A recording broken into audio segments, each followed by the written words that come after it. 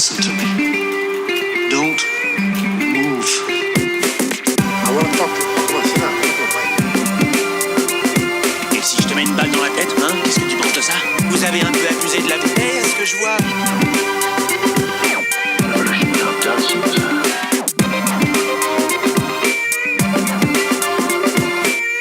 The security of this nation depends on complete and total compliance.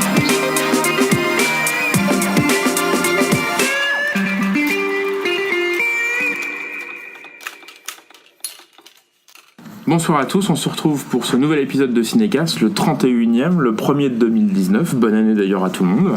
Bonne année.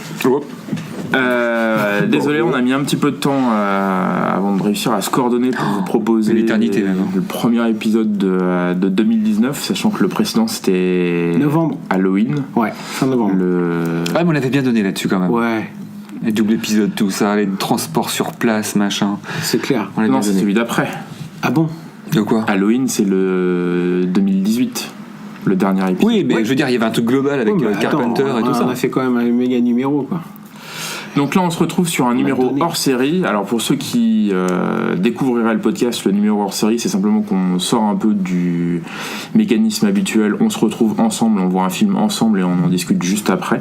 Puisque là, pour des questions d'organisation, on a un peu différé tout ça, ce qui nous permettra d'évoquer dans ce numéro ce qu'on appelle maintenant la trilogie de Shyamalan sur les super-héros, puisqu'on a tous vu Glass, qui vient tout juste de sortir et qui se raccroche à Incassable sorti en 2000 et Split sorti en 2016.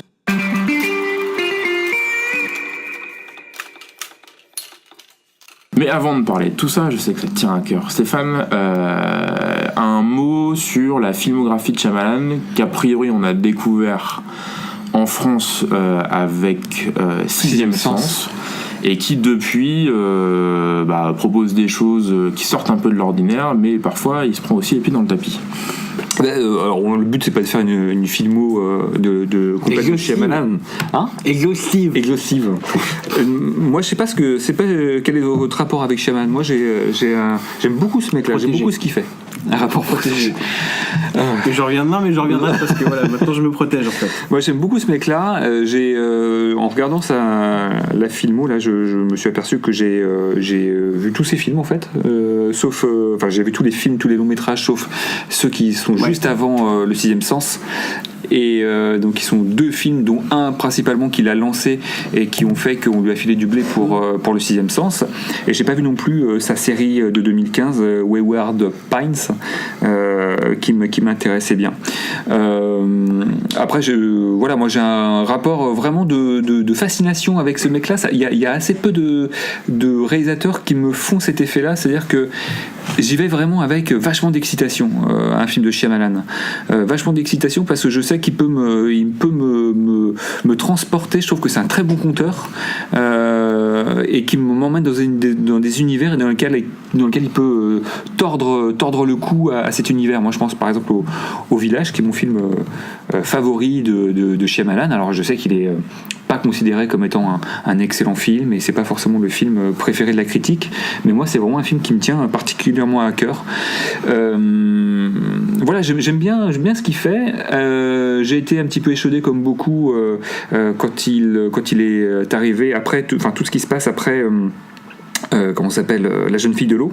Là c'est un petit peu ce qui se passe après devient un petit peu compliqué, je trouve. Phénomène étant vous savez ce film avec le vent là qui vient, avec qui Marky rend Mark. voilà, avec Marky Mark, et qui est un film que j'aime bien. Voilà, c'est ces trucs que j'ai avec Shyamalan d'attirance, répulsion. J'aime bien ce film-là, même si je déteste. J'aime certaines images, j'aime de quoi il parle, mais j'aime pas. Il y a plein de choses que j'aime pas. Je déteste After Earth, mais ça, je pense que c'est un petit peu comme tout le monde. On t'en voudra pas beaucoup. Le dernier maître de l'air. C'est pas mal, hein. Ah oui, Dernier Maître de l'air, je sais pas si il est sur Netflix. Moi je l'ai vu, Dernier film. Il vient d'arriver sur il vient Netflix. d'arriver, ouais. Ouais, j'ai vu ça. J'aimais bien beaucoup de dessins animés. Et là où je suis intéressé, et il y a une résurrection, enfin comme beaucoup, hein, je trouve qu'il y a, Shyamalan revient à quelque chose, et notamment depuis qu'il a rencontré Jason Blum et l'écurie Blumhouse, où là il nous a fait un petit film qui avait vraiment de la gueule en 2015, ça s'appelait The Visit, et qui est un film d'horreur vraiment très très très très très premier degré, hyper malin, et dans lequel moi je suis rentré à fond avec un found footage qui est la méthode pour filmer, pour réaliser, qui était très appropriée.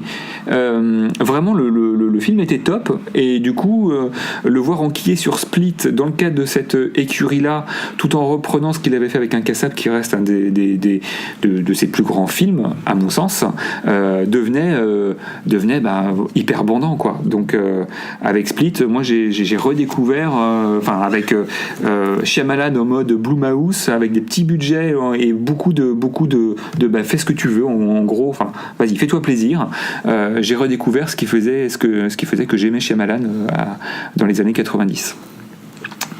Non, moi c'est surtout le souvenir que j'ai, c'est forcément deux grosses claques, hein, parce que Incassable et puis Sixième Sens, c'était vraiment très proche, et je me souviens d'avoir vu ce mec monter extrêmement haut. Les comparaisons avec Spielberg, la filiation avec Spielberg qui avait été relevée, je crois que donc en fait on se demandait où est-ce que ce mec allait s'arrêter, puisque finalement chaque Signs a bien marché, Le Village, même si c'était un peu décrié, ça a quand même plutôt bien marché. Donc on se demandait en fait comment ce mec jusqu'où il irait en fait, est-ce qu'il irait dans une vraie filiation Spielberg.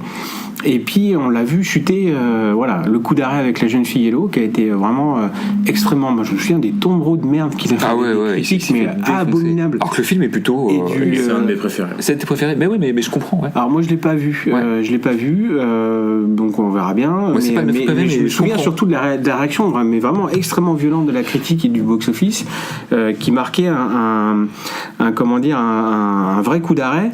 Et ce qui est rigolo, c'est que en fait, tu vois, moi très typiquement, ce type-là avait un peu disparu. Alors qu'en fait, quand tu regardes ce qu'il a fait par la suite, en fait, tu vois que tous les 2 ans, il y a un projet, que ce soit série télé, que ce soit. Donc en fait, il n'avait pas disparu. C'est simplement que l'espèce de bienveillance qu'il avait avec son succès, en fait, s'est transformée en suspicion, je trouve, extrêmement... Enfin, c'est quelqu'un qui divise, je trouve, qui très clairement divise, hein, même sur Sixième Sens, tu trouveras beaucoup de gens pour te dire qu'en fait, c'est de la merde, et que c'est pas intéressant du tout. Que le film ne vaut que par le climax. Voilà, c'est ça, et que par le twist, plutôt. C'est regardable après, parce qu'une fois que tu as compris le truc, alors ce qui n'est pas tout à fait vrai, mais en fait, tu t'aperçois qu'en fait, il a toujours proposé quelque chose et qu'il a jamais arrêté de travailler. Mais pour moi, c'est quelqu'un qui avait disparu et qui, très clairement, qui allait un peu d'échec en échec. La dernière, chose étant du coup l'enchaînement assez catastrophique avec After Earth, et puis sa série télé que du coup Canal avait passé la seule et unique saison, puisque évidemment le choix était annulé dès la première, et qui était pas bon, qui était assez fouillis, qui était pas très intéressant, desservi par ces deux acteurs vraiment qui était pas la série, tu veux dire? Ouais, la série. Pardon, je crois que tu parlais After Earth, effectivement. Mais après, moi j'étais plus indulgent sur After Earth parce que tu sentais que c'était aussi un espèce de véhicule promotionnel pour Will Smith, qui était à l'époque dans une espèce de toute puissance encore, qui a dû lui casser les burnes, et qui, tu voyais bien qu'en fait là il avait sans doute pas grand eu, donc pour ça moi je serais plus indulgent là-dessus. Je pense que c'est plus un ratage très clairement, parce que Will Smith, à mon avis, a une patte sur le projet qui est absolument monstrueuse, et que Will Smith, quand tu laisses faire ce qu'il veut, en fait il fait de la merde, parce que c'est pas non plus quelqu'un d'extrêmement c'est pas non plus génial, et puis pour moi c'est quelqu'un qui était un peu perdu du coup, Shyamalan, quelqu'un qui avait été, je me disais qu'avec After Earth, parce que c'était comme un gros projet studio, tu rates un blockbuster, on sait comment ça se passe, surtout maintenant, en gros, tu dégages derrière, ta série se plante, tu dégages derrière, donc j'attendais pas.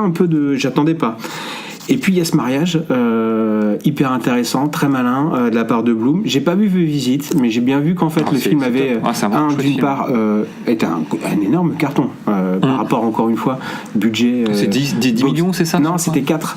Ah, c'est 4 ou 6 millions, et les résultats sont assez colossales, et donc on est clairement dans la recette Blumhouse, mais j'ai pas vu. Donc je me disais... Toi, tu l'as pas vu? Non. Mais ça me faisait rire, ça me faisait... Ça correspond plus qu'à une association, mais j'y reviendrai. À une association opportuniste, en fait. Oui. C'est pas caché, hein. Non, mais je veux dire, il y a non, mais c'est un mariage. Shyamalan que de dire bien sûr. Après Get Out, il y a un truc à gratter. C'est-à-dire que. C'est avant Get Out. Non, mais avec le Bloom sort son épingle de jeu. En fait. Ah bah oui, mais c'est là où Bloom est malin, parce que Bloom a envie, à mon avis, de diversifier son écurie et éventuellement de passer à quelque chose de plus reconnu et de plus noble que ce qu'il propose. Hein. On est plus dans le Paranormal Activity. On est quand même dans la franchise des Paranormal Activity, c'est clair. Et puis Shyamalan, ça lui permet, lui, de pouvoir retourner, et deux, éventuellement, surtout d'avoir les coups des franges. Donc, je crois que tout le monde est content de. Tout le monde est content de ce truc-là, mais oui, que ce soit intéressé, ça c'est clair que ça, à mon avis, c'est pas forcément un coup de foudre. Voilà, mais après, c'est pas très grave puisque ça réussit. Ça fonctionne. Donc moi je l'ai pas vu, toi tu l'as peut-être vu, The Visit. Ah oui, moi c'est vraiment un film parce que je l'attendais, si tu veux, que tu retrouves Shyamalan en plus dans un type de film donc qui est différent là d'After Earth, du coup on quitte vraiment le film de studio et tout ça, et tu reviens à quelque chose avec de plus intimiste. Tu dis ouais, là je suis plutôt ah bah ouais, et puis vraiment j'ai passé un très bon moment avec des vrais bons moments de flip. Il sait faire, je trouve, ces moments de flip. Il sait faire. Après on peut toujours trouver que en fait le film est plutôt un film de petit malin. Encore une fois, c'est pas grave. Moi il a fonctionné à fond, donc et du coup j'ai rebranché. Moi du coup j'ai rebranché avec Shyamalan, avec du coup Split, que je me suis fait dernièrement, parce que voilà, on avait Glass en ligne de mire, et j'ai été vraiment agréablement surpris, avec la très bonne sensation de retrouver quelqu'un que j'avais beaucoup aimé, une mise en scène que j'avais beaucoup aimé, une façon de raconter les histoires, des dialogues, un sens de la mise en scène, quelque chose de posé, d'élégant, de voilà, quelquefois des vrais petits trucs de mise en scène que j'aimais beaucoup, et le film moi m'a beaucoup plu, que j'ai vraiment bien aimé, donc j'avais hâte du coup de voir Glass, clairement, parce que c'est pareil, hein, on en parle aussi rapidement, mais l'Incassable 2, ou en tout cas la suite Incassable, c'est un serpent de mer qui a 20 ans. C'est-à-dire qu'après le succès du film, même si encore une fois il divise beaucoup à l'époque, hein, justement il n'y a pas de succès. Et le film ne marche pas du tout, hein. Il me semblait qu'il fonctionnait. Non, c'est justement autant pour moi. Mais en tout cas après, mais il devient film culte assez rapidement. Mais la critique, c'est pas un succès au sens des le box-office c'est pas bon du tout. Le box-office c'est pas bon. Après au niveau critique, le film a été très bien accueilli par la critique, hein. Il me semble qu'il a bien marché en France. Mais bon, bref. Du coup, c'était quand même un serpent de mer. Enfin, on en parlait quand même beaucoup. Donc, la question qui se pose, par rapport pour revenir à notre sujet, c'est avec Split, du coup, qui serait un espèce d'épisode 2 que personne n'a vu, parce que quand il sort Split, en fait, très clairement, personne n'a vu la fin. Donc, impossible de savoir que c'est raccroché directement à Incassable. Et ce qui est d'ailleurs très intéressant, parce que ça te permet de voir le film débarrassé, en fait. Quand tu le vois en première attention, sans être au courant de la fin, tu regardes un film débarrassé, en fait, et ce qui en fait, c'est un film qui vit par lui-même parfaitement, hein. T'es pas obligé d'avoir... je trouve que c'est un film autonome. Mais vous, par contre, vous l'avez vu plus récemment, hein, Split. Donc ça veut dire que vous aviez déjà en tête le lien, que c'est le deuxième d'une trilogie. Mais je savais que c'était un.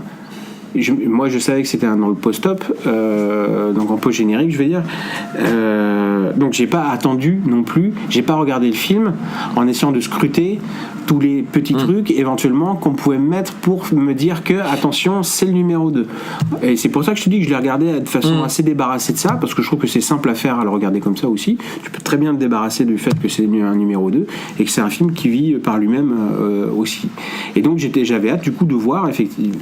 Parce que ce qu'on nous propose, c'est la réunion du coup de 3 icônes hyper fortes, mine de rien, et de voir en fait ce qui est. Et puis je désespère pas aussi pour un mois par Bruce Willis de voir si le mec est définitivement débranché ou s'il reste quelque chose à vivre. Donc voilà. Et toi, Monzon ? Effectivement, je regardais 6e Sens 99, Incassable 2000, Signe 2001, donc c'est un peu la suite gagnante. Carrément. Ah bah oui, ça. Et Le Village 2004. Donc on sent que là déjà il y a un coup d'arrêt, et effectivement derrière on va enchaîner avec un minimum de 2 ans entre chaque projet. Comme si finalement Sixième Sens, Incassable et Signe, ils sont tournés dans une espèce d'urgence de dire mon temps est compté, ça va peut-être pas marcher à coup sûr à chaque fois, donc si au moins je peux faire ces 3 projets là, j'aurais fait peut-être ce que j'ai à faire dans le milieu du cinéma. Après effectivement Sixième Sens, en fait moi Shyamalan c'est c'est à la fois une histoire et une mise en scène. Je le rapprocherais plus d'un Hitchcock que d'un Spielberg, si ce n'est que effectivement il y a des thèmes du monde de l'enfance qui sont chers à Spielberg, mais au-delà de ça je vois pas tellement l'affiliation, mais c'est effectivement quelqu'un qui bosse ses cadres, c'est quelqu'un qui raconte des histoires, ce qui en définitive est encore plus aujourd'hui quelque chose qui n'existe quasiment plus. En fait on te raconte plus d'histoires, on te montre des images, comme si en 2020 on te dit si tu veux avoir des histoires t'as qu'à prendre un livre ou t'as qu'à prendre une BD quoi. Après, ce qui m'a toujours moi un peu fait mal, c'est le fait qu'on le prenne plus comme étant, comme vous l'avez dit, un petit malin qu'un mec sincère, quoi. Sixième Sens, c'est un film de malin parce que grosso modo, tu peux assez peu deviner le truc de fin. Incassable, c'est pareil. Voilà. Et en fait, à force de vouloir rester dans le réalisateur de films à twist, on en oublie un peu qui sait raconter des histoires et qui sait en plus les développer. C'est quelqu'un qui écrit ses films, qui les réalise, qui les produit aussi. Enfin moi j'ai beaucoup d'affection et effectivement à La Jeune Fille de l'eau qui est un des plus mal notés, hein. Là je vois ça sur Allociné. Effectivement c'est un film qui est un peu bourré de défauts, mais qui moi me parle sur l'histoire. Ça résonne par rapport à Cocoon, qui est un film de mon enfance, des monstres qu'on voit pas vraiment, cette communauté autour d'une piscine. Enfin c'est extrêmement thématique. Alors effectivement après on accroche ou on n'accroche pas, ça peut très bien ne pas parler. Après là où je veux en venir sur l'association avec Blumhouse, c'est que comme Morel j'ai vu Split très récemment, et alors la version VOD regorge pas de bonus dingue, hein. C'est des petites featurettes, mais il y en a une qui est assez intéressante sur lequel il dit j'ai fait ses premiers films, il me parlait normalement, puis ensuite j'ai eu des enfants.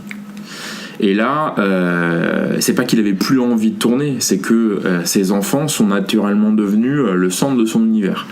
Ce qui fait que tous ces centres d'intérêt se sont déviés, sans finalement qu'il se rende compte au démarrage, vers ses enfants. Et donc, du coup, on voit Le Dernier Maître de l'air, After Earth, qui sont extrêmement centrés sur les enfants. C'est presque des Et là, il est dans, je sais pas si son appartement, enfin bref, il est posé, et dans son regard, t'as l'impression qu'ils se disent, en fait, je suis dingue de mes enfants, il n'y a pas de problème, mais c'est pas ce qui aurait dû caractériser mon activité professionnelle. Mais je peux pas le dire comme ça parce que je peux pas non plus renier mes enfants, mais simplement je me suis peut-être fourvoyé dans ces directions-là.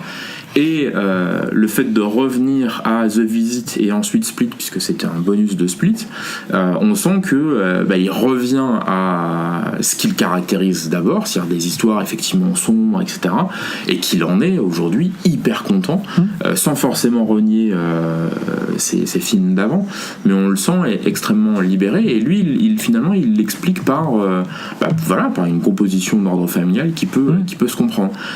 Mais je suis certain que des gens qui vont voir ça vont encore lui faire le procès d'être malin, et ce qui est hyper dérangeant parce que c'est quelqu'un qui à mon sens a énormément de choses à apporter, et finalement de voir que After Earth c'est 2013, The Visit c'est 2015, c'est peut-être son traversée du désert la plus longue. Finalement t'as il y a la vérité entre les deux qui se sont crachés encore plus que lui, et qui pour autant ont continué à avoir pas le soutien de studio, mais par exemple Bryan Singer, dont on apprend aujourd'hui, je fais juste une parenthèse, Rami Malek, ça y est, vient enfin dans une interview publiée ce week-end de commencer à lui cracher la gueule sur son comportement sur le plateau de Bohemian Rhapsody et sur les accusations d'ordre sexuel qui sont posées sur lui. Et la fin de l'article que j'ai lu sur Écran Large finit quand même par dire en même temps ça sert pas à grand chose puisque le mec est déjà raccroché sur un nouveau film. Red Sonja là où Ouais, c'est ça. Et tu te dis, ok, mais d'un autre côté, un mec comme Shyamalan, qui a bien évidemment aucune de ses casseroles aux fesses, bah finalement, on a l'impression qu'il a dû ramer, repartir sur un film à 4 millions uniquement parce qu'il s'est planté avec After Earth. Effectivement, il y a un véhicule promotionnel à la destination de Will Smith qui se plante parce que même s'il a des choses à en raconter, la fin est torpillée, ça n'a aucun intérêt, même s'il y a, je trouve, moi, des petites bonnes idées. Tu sens qu'à la différence de d'autres films de commande, il arrive quand même à insuffler dès qu'il a le... Mais c'est ça qui est terrible avec Shyamalan, c'est pour ça que tout à l'heure je vous parlais de ce truc haine, amour-haine, c'est que dans chacun de ces films, même ceux que je considère comme étant pas bons, moi, j'y trouve quand même de matière, quoi. À chaque fois, j'y trouve matière. Toi, les caméos, il apparaît systématiquement dans ces films. J'ai lu 2-3 articles qui disent que c'est uniquement parce que le mec, il a un melon de malade, il a un ego, il se compare à Hitchcock. Non, c'est juste que ça le fait marrer. C'est juste que ça le fait marrer. Oui. Ça fait un gimmick dans ses films. Alors après, il n'est pas très très bon acteur, notamment dans Glass. Je pense qu'il va falloir qu'il arrête. Bah ouais, mais son finalement le plus. Ou alors qu'il arrête de parler trop. Son plus grand rôle, c'est dans La jeune fille de l'eau, et je trouve que son personnage, il est hyper intéressant. Il est écrivain, je crois, de mémoire. Il essaye d'écrire l'histoire. Enfin, voilà, c'est un peu le procès d'intention qui lui est mené, que je trouve parfois un peu usurpé. Tu sais, quand je dis petit malin, moi je pense plutôt à des gens comme Bloom, justement, qui font des films qui n'ont pas de substance et qui vont te mener sur un twist final où tu dis c'est génial. Enfin, un petit peu comme Paranormal Activity. Les films n'ont pas d'intérêt en eux-mêmes. T'as simplement du jumpscare, il n'y a pas de substance, il n'y a rien, il n'y a pas d'histoire. Le procédé cinématographique utilisé, en plus, toi, te démontre qu'il n'y a pas de travail sur. Alors, tu peux toujours te dire s'il y a du travail sur la façon dont on mêle les différents angles de vue. Mais Shyamalan, c'est en cela que moi je l'aime bien, c'est que c'est un mec qui va te sortir du twist. Et donc ça peut être kiffant, tu vois, que tu aies ça en ligne de mire. Mais au-delà de ça, c'est quelqu'un qui fait un film qui se tient en lui-même, même si le twist te fait considérer le film de manière différente, mais le film se tient. Tu vois, par exemple, je pense au film Les Autres. Amenabar. Oui. Amenabar. Mitzvah. Qui également, toi, dans cette veine-là, c'est-à-dire le film, il a de la gueule, il est bien réalisé, il a une vraie bonne histoire, tu t'y prends, toi. Et puis le twist, c'est un petit peu la petite cerise, la petite cerise. Ce qui est pas le cas de Bloom quand il fait son Paranormal Activity. Le truc, il est c'est premier degré. C'est premier degré. Voilà, tu sais que Get Out, qui était un bon film, je trouve. Le twist est plus du ressort du petit malin, justement, que du véritable truc étoffé. Bon, voilà. Moi, j'aime bien Shyamalan pour ça, parce que je trouve qu'il est complet. Alors, puis t'as twist et twist. C'est-à-dire que autant je trouve dans Sixième Sens, effectivement, tu peux qualifier ça de twist, parce que voilà, autant je trouve par exemple dans Le Village, c'est quelque chose qui, je trouve, moi, te fait pas changer la manière dont tu vois le film. Je trouve que ça donne une ampleur incroyable, en fait, à cette histoire d'isolement et le fait de raccrocher, si tu veux, ou alors que tu peux être vraiment facilement persuadé que tu es dans ce village qui est hors du temps, où tu n'as aucune référence, si tu veux, de quand tu es, et le fait de t'apercevoir, en fait, mais qui sont en gros au bord du périph', et te dire qu'en fait ils sont simplement, c'est des reclus, donc du coup tu viens en fait à changer, à vraiment, je trouve, ça amplifie l'histoire. Je trouve que, tu vois ce que je veux dire, c'est pas là, la dimension est voilà, et à te dire que mais je me suis fait balader pendant pendant tout le film, et deux, en fait, c'est juste une histoire de comment dire, de gens qui sont, en fait, à la liseré tu revois tout, je trouve, et je trouve que c'est encore différent du petit twist. Mais je suis d'accord, et c'est ça que, effectivement, pourquoi j'aime beaucoup Le Village, parce que je trouve que c'est un de ses meilleurs scénarios, parce qu'il est également hyper honnête avec toi, malgré tout, c'est qu'il te distille un certain nombre d'éléments dans ces films à twist, un certain nombre d'éléments qui te permettent, en fait, d'avoir assez rapidement connaissance de la fin du film. Et c'est pareil pour Le Village, il y a des éléments qui sont distillés. C'est pas comme le truc que tu ne peux pas deviner. Je veux dire, mais toi, le truc, vous arrivez, tu te dis, mais pourquoi tu fais ça ? Littéralement impossible de savoir avant la fin. Mais Et là, tu te dis, ouais, en fait, je me suis laissé balader. Ou toi, alors je suis désolé, je me souviens plus le nom, mais ces films à twist et retwist avec de cette période de fin des années 90 là, avec Neve Campbell, tu vois le truc où il y a 3 twists qui se succèdent. Non, mais qui était un film un peu sulfureux parce que c'est ça, exactement, c'est celui-là, c'est ça. Ah, c'est là où elle embrasse avec Neve Campbell et c'est pas Sarah Michelle Gellar. Non, c'est avec la scientifique. Avec Matt Dillon. La scientifique. Denise Richards. Tu vois, ce film-là où tu te dis, mais pourquoi vous me dites, mais c'est con, mais pourquoi ça. Tu vois, là je vois pas d'intérêt. Parce que Shyamalan te donne les éléments. En cela, je pense que c'est un conteur. Il te donne les trucs et il est honnête avec toi. Il te dit, mais moi, je vous les avais donné les trucs.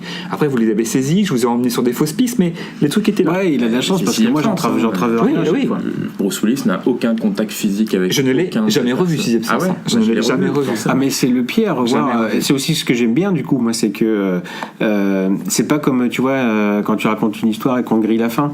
C'est-à-dire que tu peux parfaitement revoir le film et il en devient hyper intéressant. Et je trouve encore, moi, maintenant, il est parfaitement regardable. Aucun contact physique avec aucun des personnages. Et c'est ça qui est génial. Et la seule personne avec qui il parle, c'est le gamin. Et vous revoyez cette scène qui est dingue, qui est la scène du restaurant avec sa femme. Bah oui, non, mais Elle ne lui parle pas.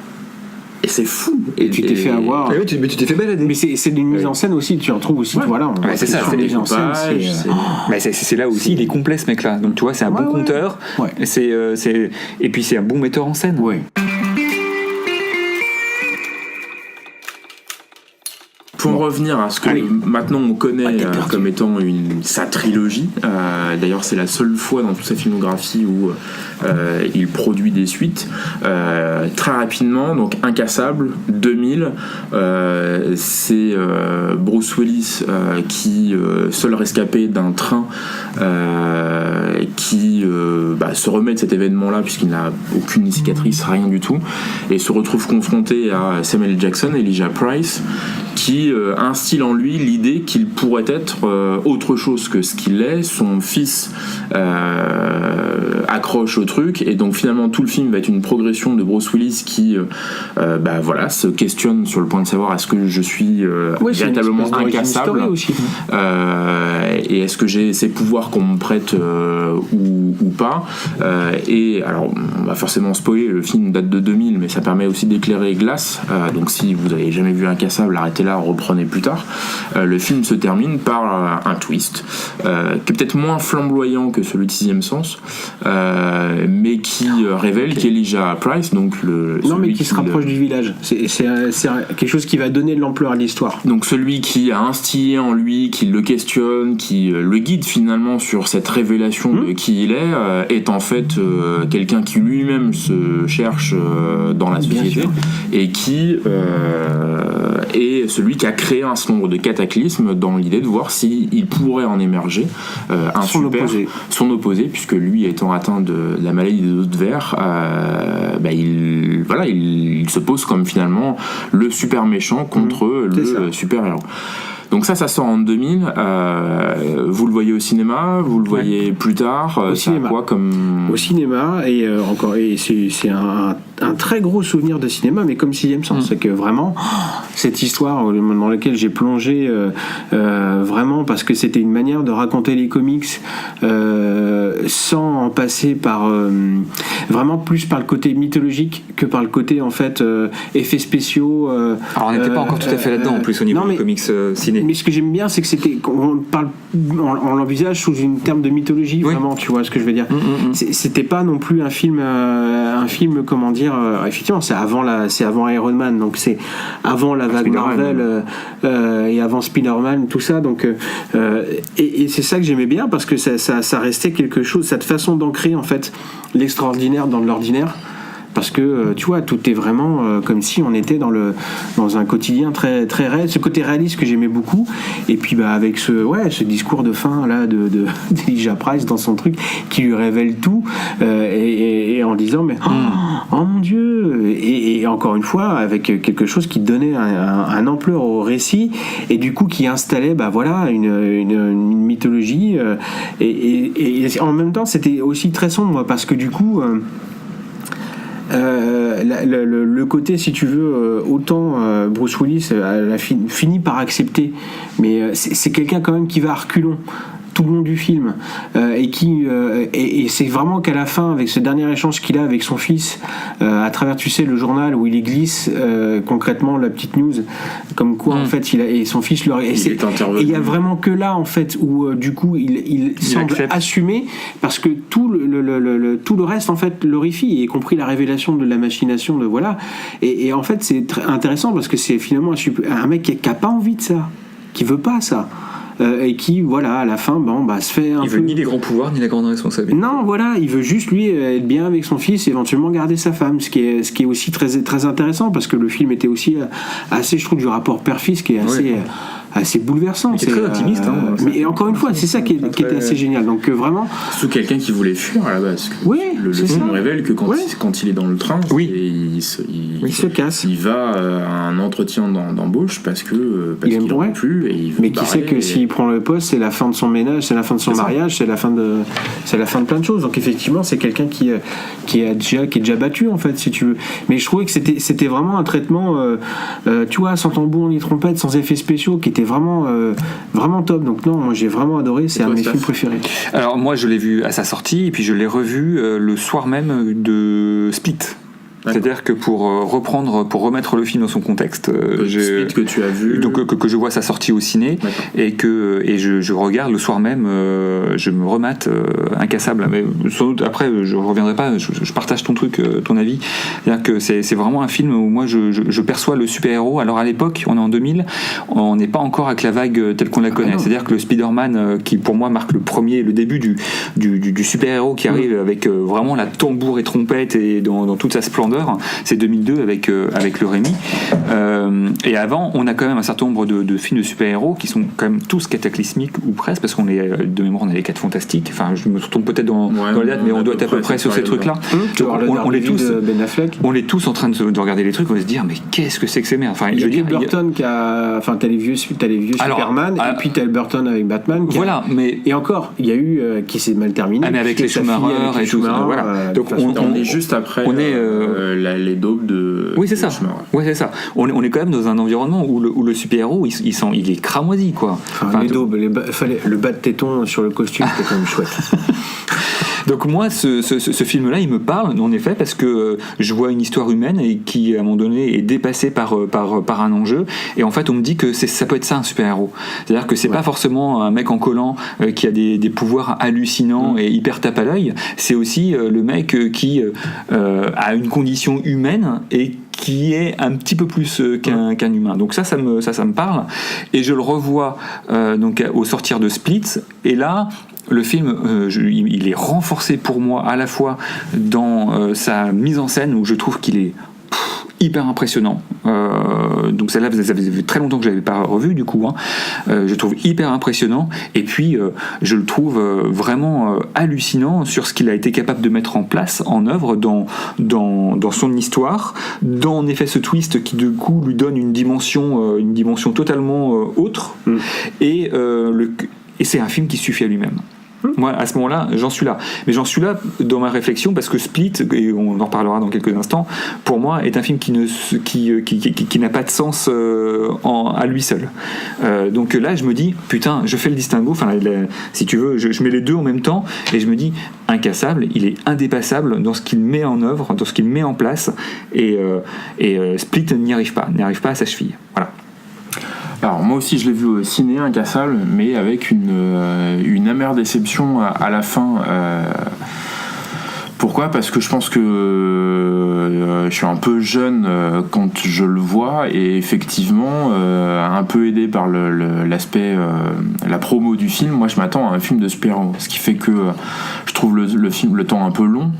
Oui, c'est sûr. Et puis quand on arrive sur effectivement le fait qu'à la fin il le touche, je perçois aussi le fait que c'est un film de super-héros dans lequel on parle des comics. donc c'est aussi extrêmement méta. Les personnages sont assez dingues parce qu'avoir ce personnage-là qui est effectivement pas en spandex et compagnie, mais qui incarne une certaine valeur, mais une valeur extrêmement fuyante, puisque effectivement il voulait se barrer, il parle très peu à sa famille, il comprend pas son fils, il comprend pas sa femme. Visiblement la seule conversation qu'ils ont eue depuis des lustres, c'est dans un cadran de la porte en disant est-ce que tu te souviens si j'ai déjà été malade. Visiblement ils ont plus grand chose à se dire hormis ça.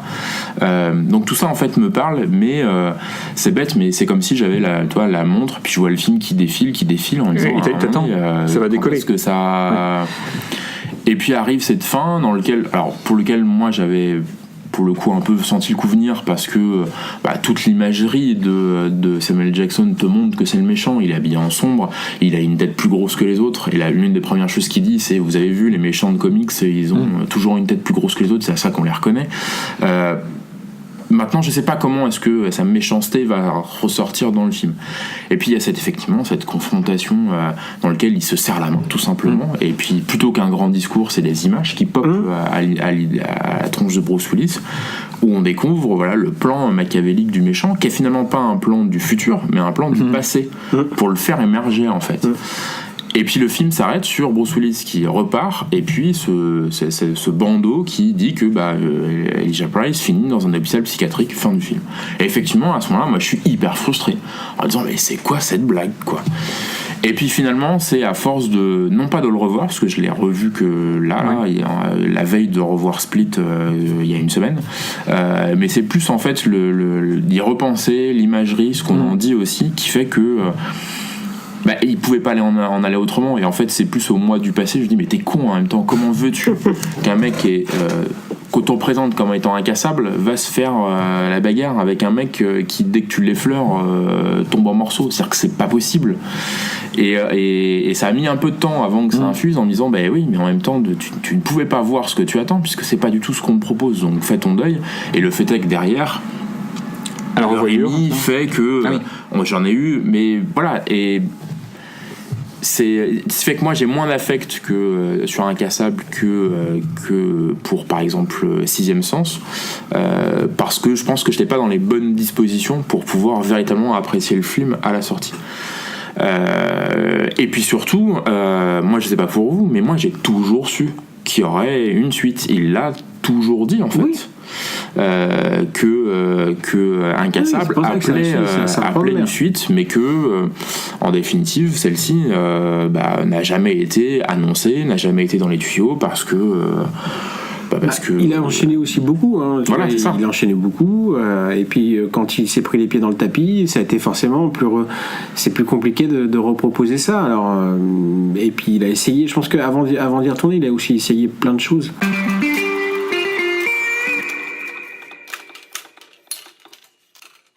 Alors, on arrive du coup à Split, qui effectivement, lorsqu'il est annoncé en 2015 pour une sortie en 2016, n'officialise pas du tout de connexion avec Incassable.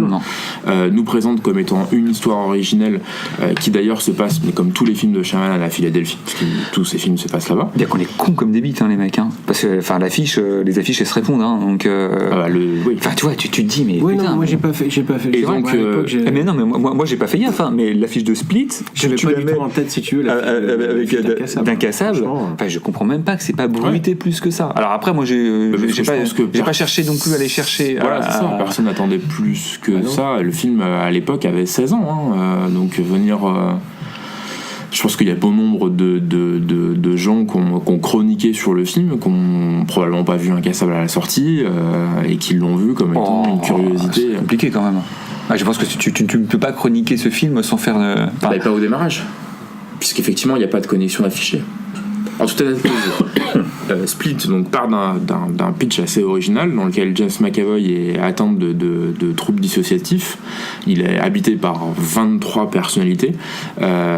Donc on suit ce personnage-là avec comme point de départ qui est, enfin vous en direz ce que vous en pensez, le fait que quelques personnalités, sachant que toutes les personnalités savent que les autres existent. Donc, oui, elles se connaissent toutes. Voilà. Il y a une personnalité principale qui est donc Kevin, qui est le nom du personnage.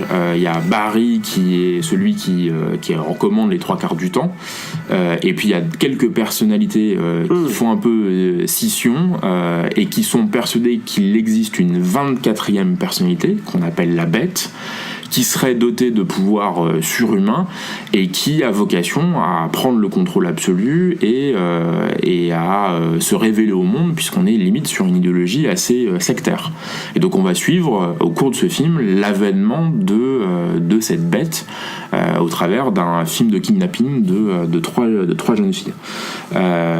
Donc toi Stéphane, tu l'as vu à la sortie, Aurèle et moi on l'a vu que très récemment, en sachant qu'effectivement il y avait une connexion, parce que c'est une scène post-générique qui indique simplement que Split se passe dans le même univers qu'Incassable. Il se passe pas grand-chose au cours de cette scène-là. Donc très rapidement, Split, voilà, qu'est-ce que vous en pensez avant qu'on attaque Glace? Alors moi Split, donc je le vois avec en tête le renouveau de Shyamalan, dont j'avais déjà vu de visite auparavant. Je vois le Split, moi je fais pas la connexion du coup avec Incassable, donc j'y vais vraiment vierge de tout présupposé là-dedans. Le film se passe plutôt bien, hein, et jusqu'à ce qu'il y ait un dialogue, moi, qui me mette la puce à l'oreille. Il y a un dialogue dans lequel, moi j'ai pas revu Split depuis sa sortie en salle, entre le psy de McAvoy, donc qui est ce personnage qui suit McAvoy et ses différentes personnalités, et je sais plus quel personnage. Et à un moment donné, on parle de pouvoir, de responsabilité, et là, enfin de pouvoir peut-être simplement. Et là, ça fait tilt. Je me dis, oh putain, ils sont en train de me faire un truc de super-héros. Et donc là, à partir de ce moment-là, je ne sais plus exactement à quel moment ce dialogue intervient, mais moi je mate le film de manière différente, et je le mate sous l'aspect connexion avec Incassable. Alors, j'en ai la confirmation que sur la scène post-générique, parce que je n'ai pas d'éléments qui me permettent de dire que c'est un vrai super-héros, même si je comprends, à un moment donné, quand on voit la bête et tout ça, on se dit qu'effectivement ça peut rentrer dans le truc. Moi, c'est un film qui me déçoit, qui me plaît par certains aspects, qui me déçoit sur d'autres. C'est-à-dire que, comme je disais tout à l'heure, je trouve que j'ai l'impression que ce film, il ne fonctionne que parce qu'il a une connexion en post-générique avec Incassable, et que du coup on fait le lien en se disant ah putain, c'est un tout global qui devient hyper intéressant. Le film en lui-même, moi je trouve que débarrassé de cette scène post-générique est un film super honnête, hein, qui tient, qui est vraiment pas désagréable, pour autant qui casse pas trois pattes à un canard, quoi. Enfin, c'est pas un film qui m'a traumatisé et auquel j'ai pensé derrière. Je n'y ai pensé que parce qu'il y avait cette scène post-générique, et qui m'a pas permis malgré tout de faire un retour sur le film en ayant cette espèce de twist, hein, qui me permet de dire oh putain, c'est génial, machin. Moi je suis pas du tout là-dedans, donc Split, je le vois encore aujourd'hui comme étant un film honnête, intéressant. Je trouve pas McAvoy délirant non plus, voilà, pour être tout à fait clair, mais voilà, qui m'enchante pas plus que ça, quoi. Aurèle, rapidement. Rapidement, j'en ai déjà un petit peu parlé. Moi, en fait, si tu veux, le truc, c'est que pour moi, Shyamalan, les films de qualité remontaient déjà tellement loin qu'en fait, j'ai été tout de suite, forcément, quand tu retrouves de la qualité, t'es agréablement surpris. Du coup, t'es entraîné dans le film. Donc moi, dès le départ, je te dis, j'ai la sensation de retrouver tout ce que j'aimais. Donc j'aimais la photo, j'aimais le cadre, j'aimais la mise en scène. Voilà, en plus je trouve que les espaces du huis clos, enfin voilà comment c'était fait, assez vite je suis rentré dedans, là-dedans, et puis j'ai bien aimé McAvoy, même si voilà, le marketing, tu comment dire, 23 personnes. Ouais, non, ça, en plus je veux dire, ça n'aurait déjà qu'en fait par moment ça cabotine un peu. Oui. Avoir les 23, en fait, ça n'a aucun intérêt. Et puis de toute façon, tu t'en fous, parce que ce qui t'intéresse, c'est la lutte de pouvoir au sein de ces 23. Ouais, c'est ça. En fait, il y a 4 personnes. Voilà. Ça irait, quoi. Voilà, il y a Patricia, il y a Denis, voilà, et puis le gamin, comment il s'appelle, Hedwig, et puis l'autre qui lui sert d'interface chez le psy, là, qui est censé être celui qui contrôle tout, mais qu'en fait, qui ne contrôle plus rien. Voilà. Après, moi, j'ai aimé tous ces, justement, le fait de retrouver un film qui est posé, un film qui prend le temps, notamment toutes les scènes chez la psy qui très vite en fait sent qu'il y a quelque chose qui va pas et tu vois bien qu'elle n'y arrive pas. Donc aussi c'est agréable de voir en fait un personnage échouer. Voilà, et il va falloir qu'elle se mette en danger elle-même pour pouvoir du coup avoir la certitude qu'elle a raison, mais ça passe par 2-3 entretiens où elle échoue concrètement, et je trouve que c'était bien écrit, que c'était malin, que du coup c'était vraiment très agréable avec encore une fois des petits trucs de mise en scène là. Moi l'exemple que je te donnais là, le fait de filmer l'escalier en contre-plongée au milieu et en fait d'aller dans le sens inverse de la descente du personnage, et de faire un petit effet de tourbillon. Voilà, moi c'est des petits trucs que j'aime bien parce que en fait c'est des trucs qu'on ne propose plus du tout nulle part. C'est le chef-op de It Follows. Ouais. Et il a été chercher la chef décoratrice de la première saison de True Detective. Ah oui, et ben ouais, tu vois, j'ai pas vu It Follows, mais des bandes annonces que j'avais vues, un peu d'images, ça m'étonne pas trop. Bref. Donc en fait j'ai bien aimé, même si je savais que c'était effectivement une suite, mais je me suis pas focalisé parce que je savais que c'était dans le post-générique, et donc je me suis dit qu'il fallait pas que je reste focalisé là-dessus. Donc moi je trouve que c'est un film qui est pas un grand Shyamalan, mais en fait qui marque clairement un retour de niveau extrêmement intéressant, et qui vient rappeler en fait que le garçon est loin d'être cuit, qu'il a des idées, et que même si c'est pas l'un de ses plus grands films, ça reste vraiment un bon film qui suit avec plaisir, et qui de toute façon est quand même assez au-dessus en tout cas qui propose quelque chose de vraiment différent, et qui est assez au-dessus de ce qu'on peut nous proposer en termes de mise en scène et de qualité de film. Donc en fait ça fait du bien, je sors de ce film là en me disant c'est cool, au moins on a retrouvé un mec qui s'est filmé, là en plus ça a cartonné, donc on va le retrouver sur des projets intéressants, donc du coup j'ai hâte de voir Glass.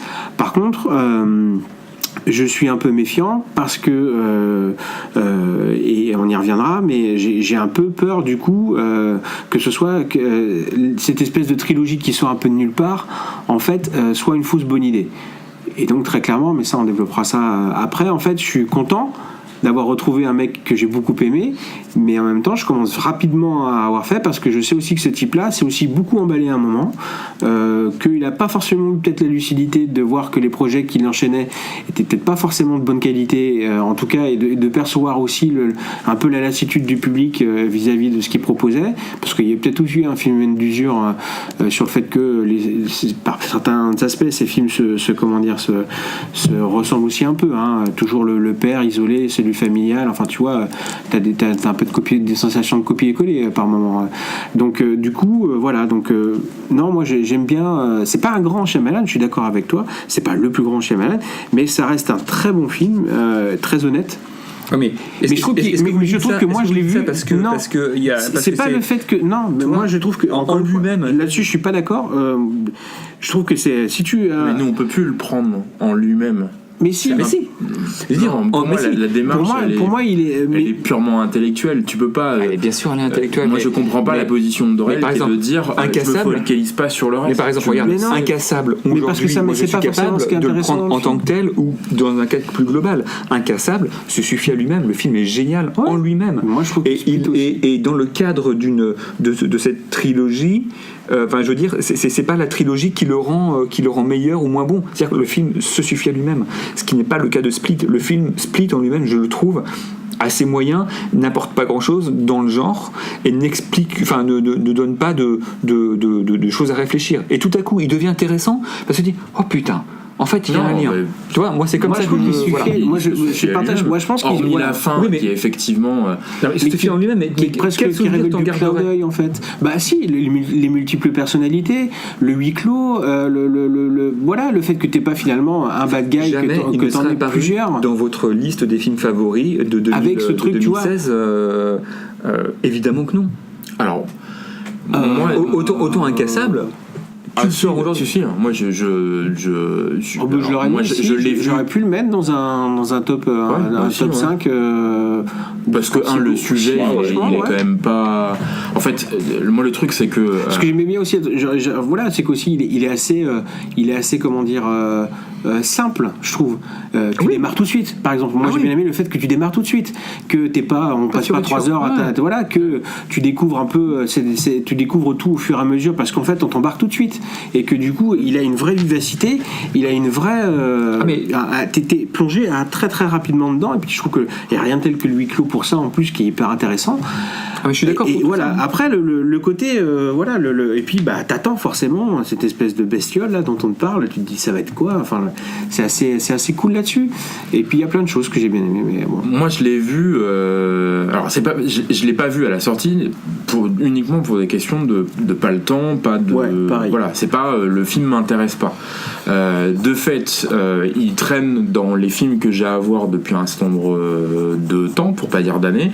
Et là, l'occasion se présente où effectivement on est mardi, il y a une semaine je me suis tapé Incassable le premier jour et Split le lendemain. Pour moi il est intellectuellement impossible de le dissocier d'Incassable. Je l'ai pas encore vu Glace à ce moment-là, donc je sais pas ce que l'avenir va le faire. Maintenant je trouve que comme dit Aurel, hormis la fin qui est nécessairement à partir du moment où il écrit Glace, il sait pertinemment que si ça fonctionne, ou au moment où il écrit Split, si ça marche bien, Glace va se faire dans la foulée. Évidemment. Donc la fin, elle est ouverte uniquement pour permettre l'introduction, la scène d'introduction de Glace, ni plus ni moins. Donc c'est vrai que un spectateur qui découvre Split en 2016 sans spoiler ne comprend pas qu'à la fin il se fait pas choper. Donc effectivement c'est un peu bizarre, et cette scène qui est aussi intéressante et qui fait un clin d'œil au Seigneur des Anneaux, notamment dans sa construction, mais elle peut être aussi un peu décevante de dire ok très bien, mais si ça s'arrête là, effectivement la fin elle peut être décevante parce que ça ne clore pas un chapitre en tant que tel, ça en ouvre au contraire un autre. Mais au-delà de ça, le film en lui-même est très bien réalisé, très bien mis en forme, c'est excessivement beau. En plus moi j'ai eu l'occasion de le voir en 4K, la couleur, la mise en scène est vraiment très chouette, mais le film peut se suffire en lui-même sur le traitement d'un élément qu'on n'a pas beaucoup vu. Enfin, la schizophrénie en général c'est plutôt le twist pour te permettre de faire un peu tout et n'importe quoi et de faire un clin d'œil à la fin en disant tu l'avais pas vu venir celle-là. C'est-à-dire qu'à part The Lost Highway sur la schizophrénie, il n'y a pas eu d'autres films que de ce registre-là. Donc, oui, mais toi de le voir s'immerger là-dessus, et effectivement comme Aurel, moi je suis dans une redécouverte de ce réalisateur-là où à chaque fois je me dis putain c'est quand même vachement bien cadré, et puis les décors ils sont chouettes, puis c'est quand même vachement bien cadré. Effectivement les méandres du zoo sont hyper intéressantes, l'appartement de cette psychologue elle est vachement bien, le fait que t'as l'écran de l'ordinateur en premier plan lorsqu'elle reçoit les mails, enfin il y a plein de petites trouvailles comme ça.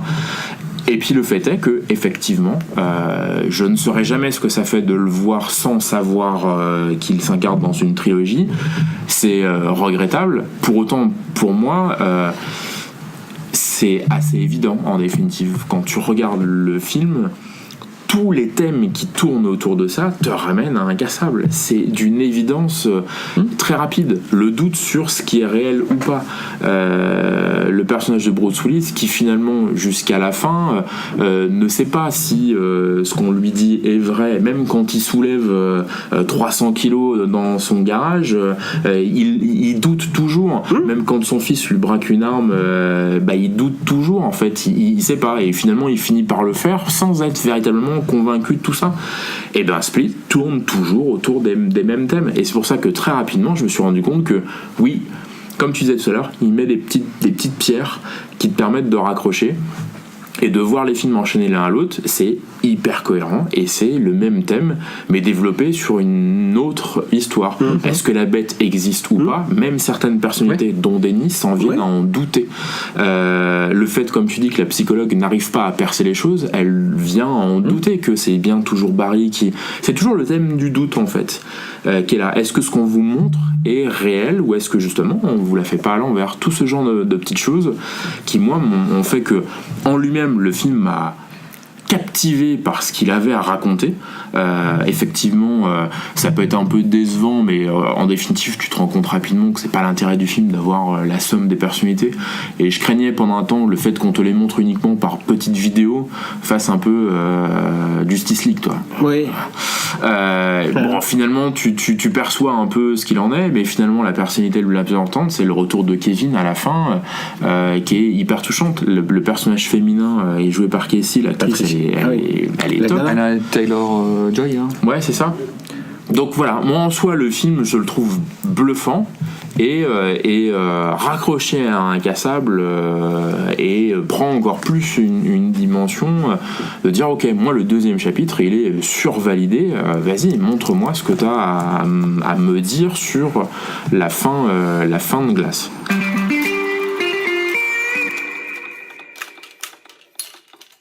Qui veut commencer? Qui veut Vous deux, vous commencez. Nous deux on commence. Bah commence Sven, parce que toi on n'a pas vraiment débriefé, mais on sait à peu près que ça va diverger.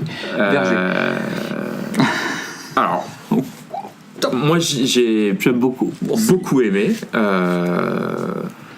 Alors la question de savoir si est-ce que j'ai beaucoup aimé parce que ça fait suite à Incassable et à Split, je t'avouerais que là ça me donne des nœuds au cerveau. Non, je veux dire, là tu le savais dans quoi tu t'embarquais, donc c'est le truc et c'est pas pareil. Alors c'est pas tout à fait pareil. Moi j'ai effectivement beaucoup aimé,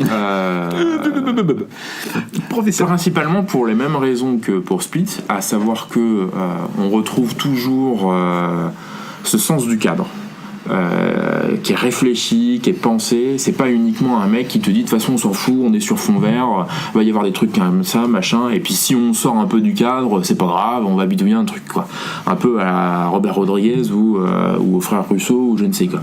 On sent que là, il y a quand même assez peu d'effets spéciaux en post-production, que c'est du décor en dur, et dans le sens où il a la possibilité de pouvoir poser sa caméra, donc à ce niveau-là, hormis, mais on va probablement y reparler, la scène de confrontation physique, on va dire, qui effectivement manque de punch, on n'est pas dans les standards, mais en même temps on peut pas les avoir ces standards-là. C'est-à-dire qu'on est sur des films qui sont ancrés sur le dialogue, sur des aspects assez psychologiques, en ayant toujours cette notion de doute qui irrigue encore ce film.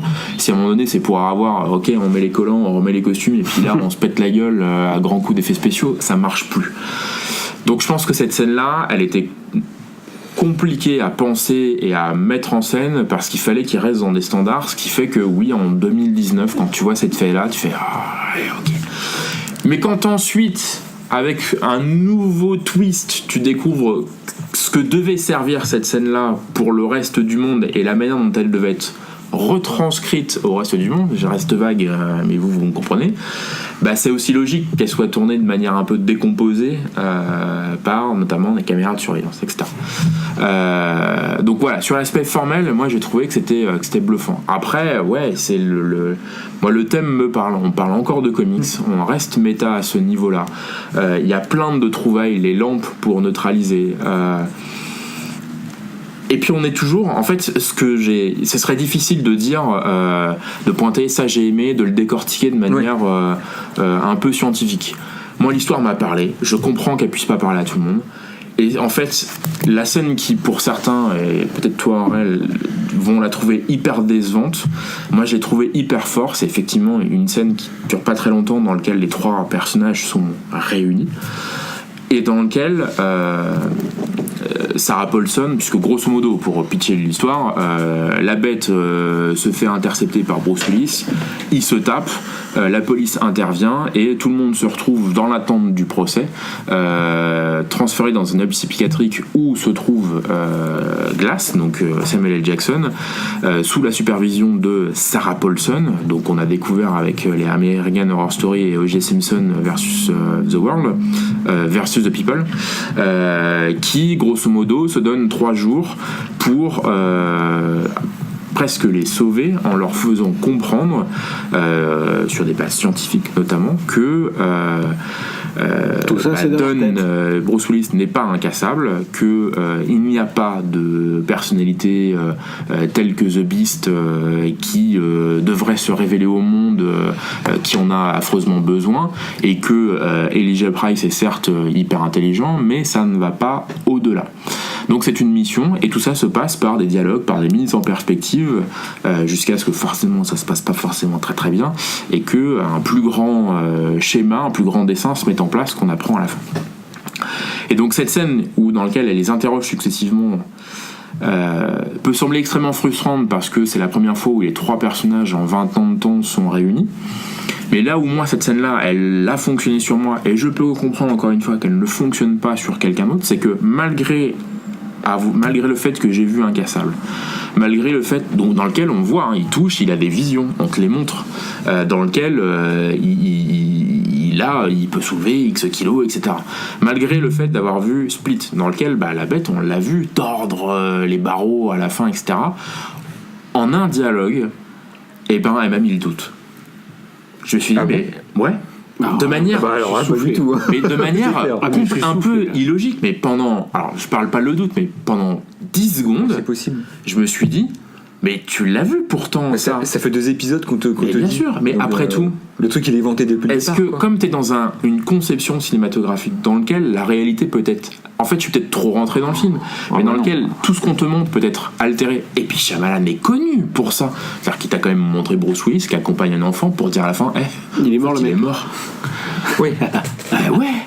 Et donc moi pendant le temps de ce dialogue, je me dis, non mais attends. Il me balade depuis le début. Il me balade quand même pas. C'est-à-dire que... Et en fait, je me suis remis dans la même disposition de Bruce Willis, qui est effectivement un peu éteint dans le film, mais qui commence à avoir le doute. L'autre qui est un peu provocateur en disant les barreaux, t'as bien vu quand même qu'on avait tiré les barreaux, connasse, tu vois bien quand même que. Et là, tu te dis, alors l'explication qu'elle donne sur le fait que c'est des vieux barreaux, c'est un peu pété comme truc.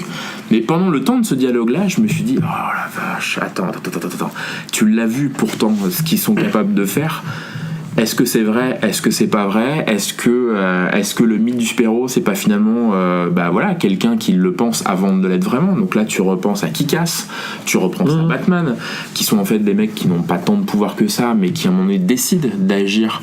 Enfin voilà, il y a plein d'interrogations qui se mettent en place au travers de cette scène-là.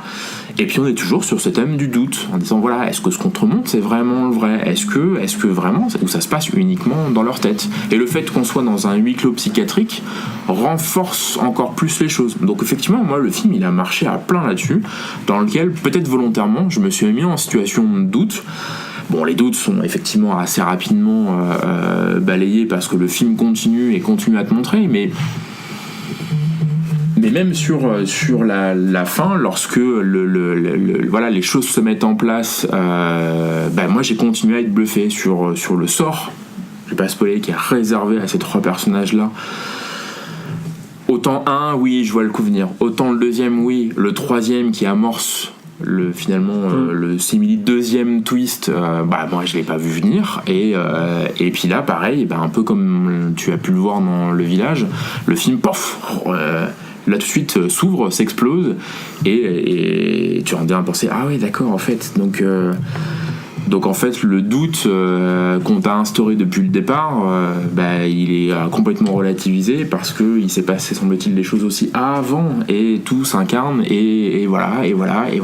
Et donc moi je me suis retrouvé à la fois sur le fond avec cette réserve sur cette scène, mais à mon avis il peut pas faire autrement. En effectif, il se retrouve un peu piégé par le dispositif qu'il a mis en place délibérément, qui fait qu'il peut pas aller dans une scène d'action complètement démesurée, donc elle est découpée aussi pour être réutilisée sur la fin. Mais l'histoire, moi, m'a littéralement happé, et j'ai un peu largué les amarres pour me retrouver saisi par tout ça et de m'interroger en même temps que les personnages, en estimant que c'était hyper cohérent, mais en s'interrogeant encore une fois sur ce qu'on te montre, venant encore une fois de la part de quelqu'un qui sait manipuler ce qu'il te montre, comme Le Village, comme machin. Ah oui. Donc voilà, moi c'est un film vraiment hyper méta, dans lequel j'ai trouvé que la conclusion, c'est une trilogie qui se tient maintenant du premier film au dernier.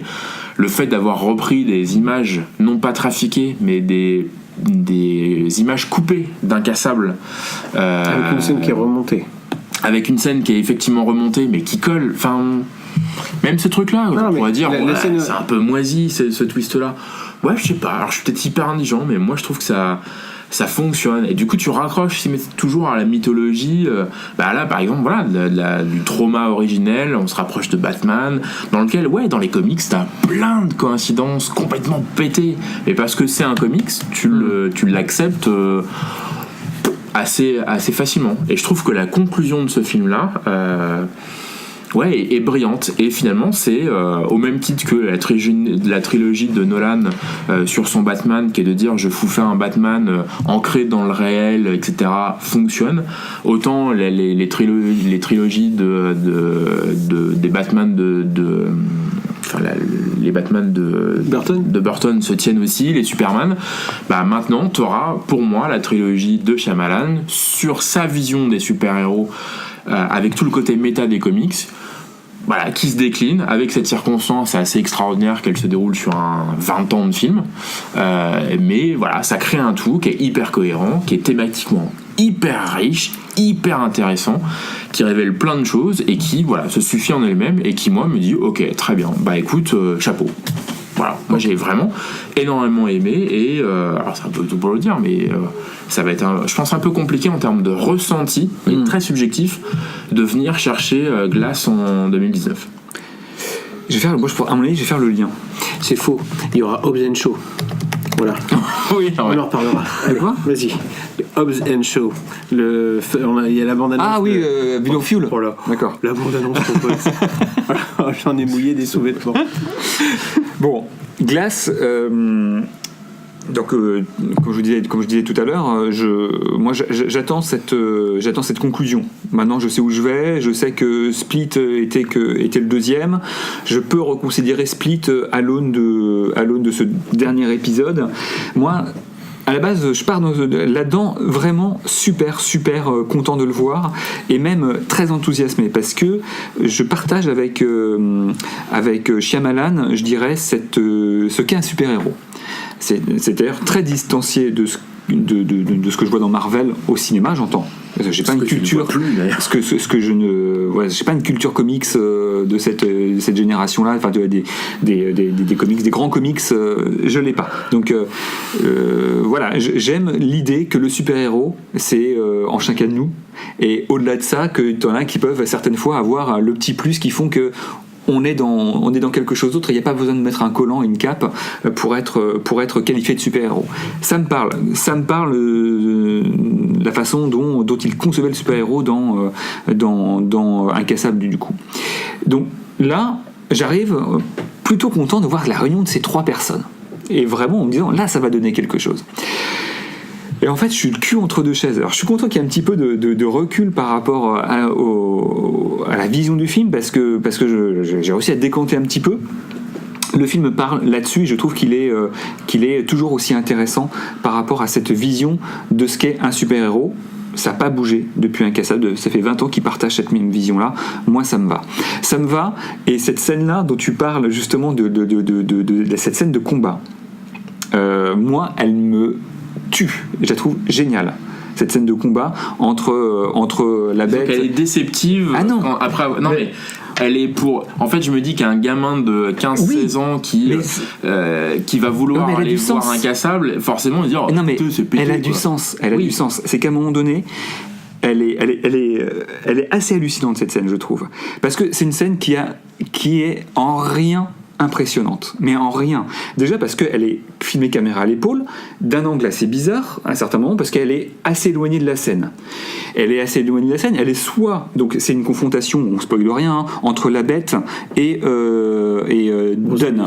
Voilà, et donc qui est le personnage de Bruce Willis, où on le voit sous différents plans, mais jamais impressionnante. C'est-à-dire qu'à un moment donné, on voit caméra à l'épaule, derrière un certain nombre de patients ou de personnes qui sont sur le perron de l'hôpital de psy, et on voit à un moment donné la bête qui est dans un coin du cadre, avec à l'autre bout du coin du cadre, tu vois l'autre, et tu vois la bête, le mec en train de gueuler. Qu'est-ce que tu fais? Et mais vraiment. Et là, tu te dis, soit la scène est d'un ridicule absolu, et je pense qu'il y en a certains qui l'ont pris, parce que de mémoire, il y avait quelques rires à ce moment-là. Nous, ça s'est marré dans la scène. Parce que, mais parce que la scène en elle-même, tu dis, qu'est-ce que c'est que ça ? C'était des jeunes. C'était des jeunes. Mais voilà. Mais moi, elle me tue cette scène, parce qu'à un moment donné, je me dis, ok, dans ta logique de ce qu'est un super-héros, tu ne pouvais pas la filmer autrement que de manière hyper terre-à-terre, hyper basique, de manière sans artifice, naturaliste. Oui, non, mais, bien sûr. et justement, et du coup, la scène devient quoi ? Simplement la confrontation entre un mec qui se met à gueuler et à rouler des épaules et un mec qui reste stoïque en face. Oh, putain, c'est ça en fait. Et ouais, c'est ça. Et là, moi, j'ai kiffé toute l'énergie du mais western. Oui, mais je kiffe cette scène. Vraiment, j'ai adoré. J'ai adoré ce truc-là. Mais dans cette même logique, à un moment donné, on nous parle de... Il va y avoir une confrontation sur le toit d'un building. Donc tu la vois, tu convoques là une imagerie également de super-héros qui vont se battre dans les cieux sur un truc où tu vois ça va embraser. Je voulais pas la voir cette scène. Mais je voulais pas. Mais justement, il te la fait pas. Et donc là, on est dans l'anti-Marvel.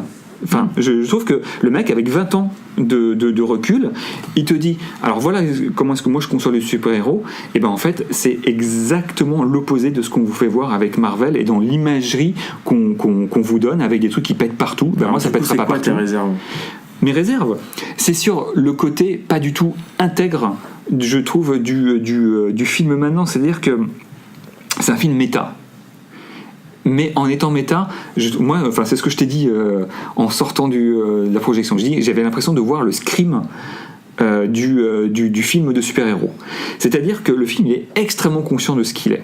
C'est-à-dire, moi les mecs, ça fait 20 ans que je vous parle de super-héros. Ça fait 20 ans que je vous parle... Le personnage d'Elisa Price. Ça fait 20 ans que je vous parle de super-héros. C'est pas ma vision, c'est pas Marvel. En ça me convient. Mais par contre, te faire des clins d'œil tout au long du film sur le mode. Alors, les personnages qui se répondent entre eux sur ce qu'est un super-héros, sur ce que doit être un super-héros, de la cape, du slip, c'est que c'est incassable. de Shyamalan. Oui, mais je veux dire, à un moment donné, en 2000, quand le truc il arrive, t'arrives pas avec. C'est pas un film méta. Alors, il est méta par rapport aux comics, mais pas par rapport au médium cinéma. Il y a trop peu de comics à ce moment-là. C'est la résurgence. Alors, je veux pas le défendre, mais moi, ça m'a aussi un peu dérangé. Mais après, je me suis dit, en même temps, on retrouve le seul personnage qui n'a pas évolué. C'est Elijah Price qui est resté dans l'hôpital psychiatrique. Oui, d'accord. Et en fait, son discours voit tout à l'aune du comics. Alors, c'est pas tant lui. Il est toujours le même, puisqu'en l'espace de 20 ans, c'est le seul personnage qui n'a pas évolué. C'est pas tant lui que tous les éléments du film qui te renvoient sur ce qu'est un super-héros depuis 20 ans. La scène du début, là, avec les petits cons qui se filment en train de savater quelqu'un, et puis t'as le super-héros, enfin, t'as Don qui arrive pour leur foutre pour les faire chier. Enfin, là, t'es dans Kick-Ass, c'est vraiment du Kick-Ass. Moi, là, je vois, si tu veux, des dialogues, des scènes d'exposition. Shyamalan, je trouve que, la scène où Shyamalan intervient, je le regarde, Shyamalan, en disant putain, mais t'es en train de m'expliquer ton film d'il y a 20 piges, mec. T'es en train de me dire qu'en fait, là, t'étais dans le.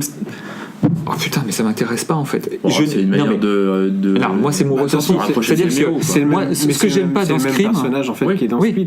Moi, ce que j'aime pas dans Scream, il fait un caméo, oui.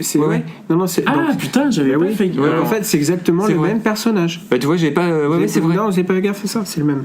Moi, ce que j'aime pas dans Scream, c'est le film qui est conscient de ce qu'il est. J'arrive après X années de trop. Mais elle a aucun intérêt cette couche. Je veux dire, tu peux considérer que ton film, enfin, tu fais un film de super-héros qui est différent, et moi je l'accepte, je rentre là-dedans.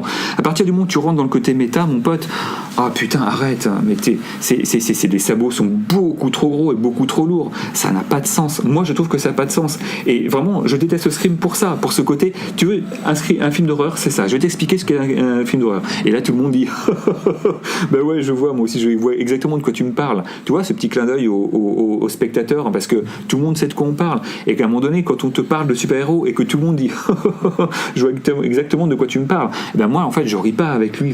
Là j'ai pas envie de ça. Mais j'ai pas envie qu'on me surexplique. S'il a pas cette couche là, il se prive ça fait 2 épisodes qui nous expliquent qu'un super-héros c'est pas ça.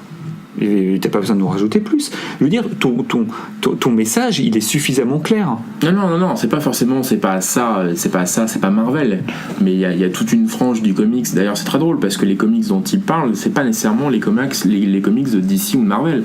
C'est le flow des comics dans lequel il n'y a pas forcément de pouvoir démentiel, de rayons laser, etc.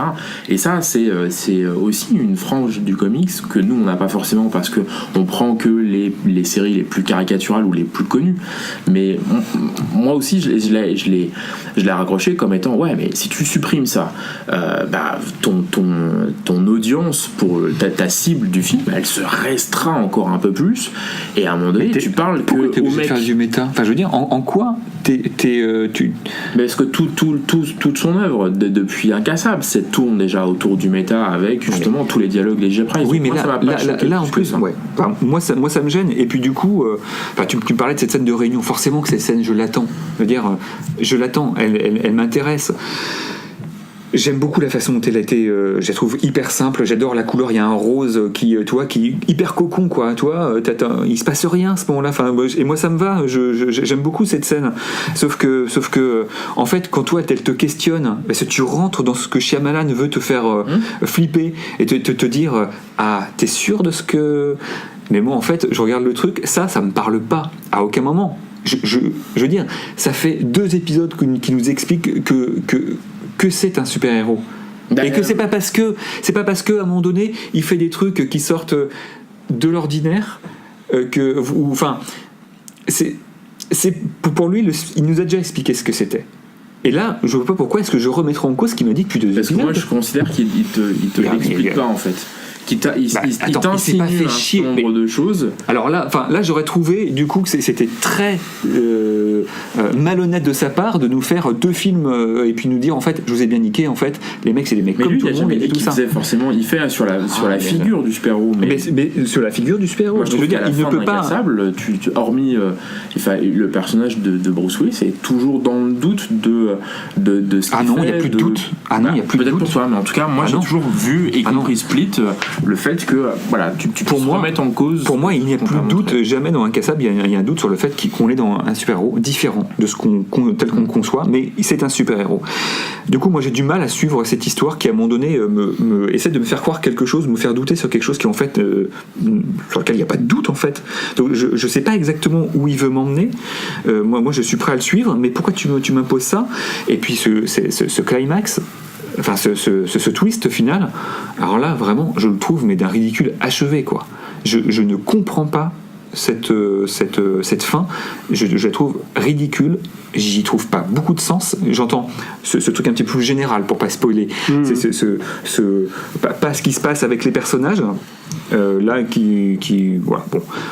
Mais le truc un petit peu plus général. C'est un twist assez récurrent dans l'univers du comics.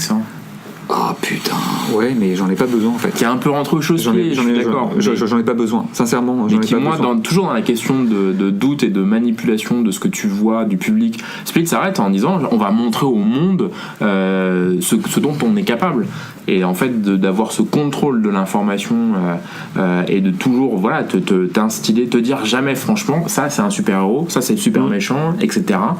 Et ça participe aussi des 3 personnages annexes qui sont reliés chacun à un des super, dans lequel même la mère du méchant finit par prendre la main du fils du héros parce que les lignes sont toujours un peu floues. Ouais.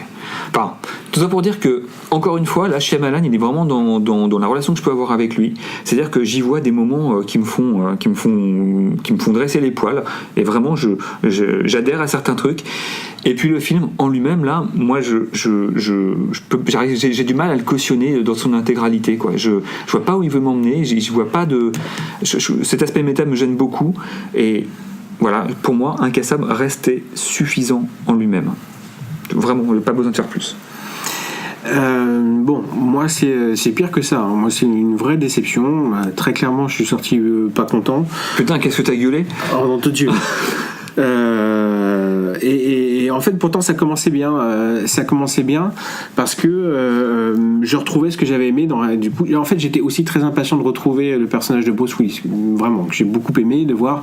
Et ça commençait bien parce que notamment, je trouve que son fils, l'idée d'en faire, de les faire fonctionner un peu comme fils, c'est le même acteur. Du coup, c'est aussi très agréable parce que j'ai pour une fois, c'est pas un mec qu'on est allé reprendre qui lui ressemble vaguement c'est cool, en essayant de voir un peu. Donc, et en plus, il joue bien. Et donc, en fait, c'était cette idée du coup que les deux, qu'est-ce qu'ils ont fait pendant 20 ans? En fait, ils se sont fait un petit comment dire, un petit centre, un petit repère, où le fils tient un peu le rôle de comment dire, pas d'Alfred, mais Alfred ou Robin, en tout cas, le mec qui contrôle un peu, qui va chercher les infos. Le mec sur sa chaise. Le mec sur sa chaise, c'est ça.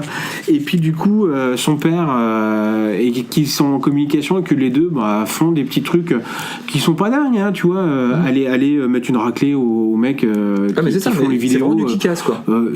Et puis tu vois, on n'est pas non plus dans le grand délit, tu vois, c'est pas les braqueurs de banque, c'est pas des donc on reste effectivement comme dans une espèce de, peut-être pas du super-héros, mais quasiment plus du vigilante, en fait, de quartier, qui vient un peu à la Daredevil, juste s'occuper du bordel qu'il y a autour de lui. Donc c'était plutôt intéressant. Je trouve que ça fonctionne bien entre les deux.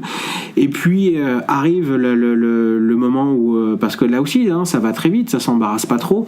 Donc on t'amène très vite à la confrontation entre la Bête et puis Frank Dunn, et puis arrive la justification qui fait que tout ça se retrouve enfermé, et qu'on va avoir cette fameuse réunion. Et là, très vite, je m'ennuie. Je m'emmerde en fait parce que je trouve ça chiant, parce que je trouve ça long, parce que en fait, alors que Shyamalan, c'était quelqu'un, ce que j'aime bien, c'est que c'est quelqu'un qui m'emmène sans forcément voir, qui me surprend en fait. Et ben là, je me prends en fait à deviner à peu près tout. Donc, tu sais très bien que Elijah Price, il simule. Tu sais très bien qu'en fait, il va sortir sans problème de sa cellule. Tu vois très bien qu'en fait, de toute façon, il a un super plan pour provoquer le bordel.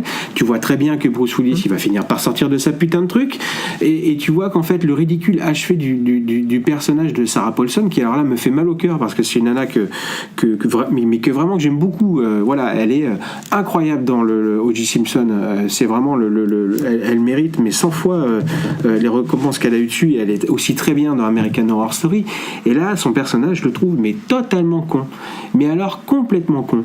Et d'ailleurs je pense qu'en fait c'est cette nana là, dans la façon dont elle a de chier en fait sur les comics en disant que tout ça en fait c'est de la merde, très clairement Shyamalan règle ses comptes aussi avec peut-être cette espèce de, elle incarne si tu veux une espèce de c'est une caricature de tous ces gens qui pensent effectivement que la contre-culture c'est pas de la culture, que c'est un peu un sous-genre, que elle est, je trouve, extrêmement caricaturale et profondément aussi ridicule et puis avec ses pulls et ses robes, t'es aussi je trouve que physiquement en plus elle est aussi dans une espèce de caricature elle-même. Donc en fait elle me fait jamais peur, elle me fait jamais douter. La façon dont elle se comporte, et tu sens bien qu'en plus cette histoire de j'ai 3 jours en gros pour essayer de vous ramener à la raison, tu sens qu'il y a quelque chose qui est pas clair en dessous, donc donc tu te méfies souvent d'elle, et puis le discours qu'elle a, et que aussi Elijah Price du coup va développer par rapport aux comics, comme tu te dis, cette espèce de référence qui passait très bien dans Incassable parce que on était plus vraiment sous un angle de mythologie, etc. Et ben là je trouve que c'est très lourd parce que ça a déjà été dit, parce que c'est vraiment réexpliqué à chaque fois, mais de façon extrêmement lourde, et je ne comprends pas en fait pourquoi est-ce qu'on en repasse pour encore les mêmes explications.